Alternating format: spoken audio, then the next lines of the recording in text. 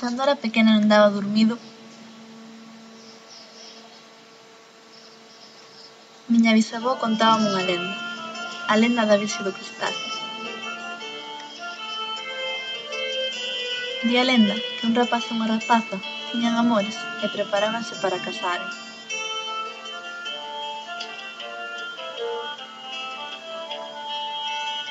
Mas aconteceu que as envexas e as malas lenguas comezaron a murmurar da rapaza máis do rapaz. Martiño atopouse con Rosiña. Esta díxome: Martiño, que diaño tes? Botaron chafada? Non sei como te ollo estou con calma. Tenche lástima, mala muller. Meu Deus, por que me dis eso? Quen che encheu a cabeza de fume? Eu ben que che quero. Ti queresme moito, e tamén queres a Pedro, a Xan de Bentraces. Santísimo Cristo de Ourense me vale, Cristal nunca viches que a min se igualar.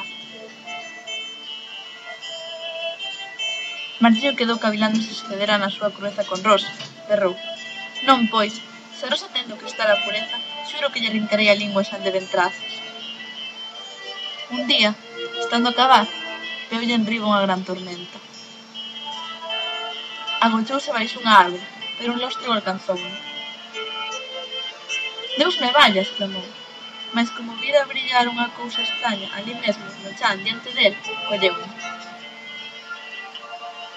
Era unha periña lucente como un cristal, tan feituca que Martiño quedou abraiado, pero o que máis o sorprendeu é que dentro da pedriña había unha imaxe da nai de Deus. Pero Martiño non se decatou de que aquilo puidera ser un aviso do ceo, e chimpou no chan o ovo de cristal. Un día Rosiña atopou o cristal coa imaxe da Raíña dos Anxos. Foille amosar ao abade. Este fíxollo ver como un milagre, un sinal para que se fixera monxe. Tamén ordenou a fundación dunha capela no lugar onde o cristal aparecera. O milagro correu de boca en boca.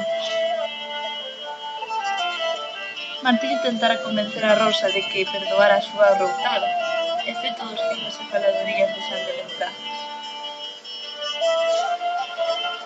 Rosiña non cedera e dispúxose a entrar no convento.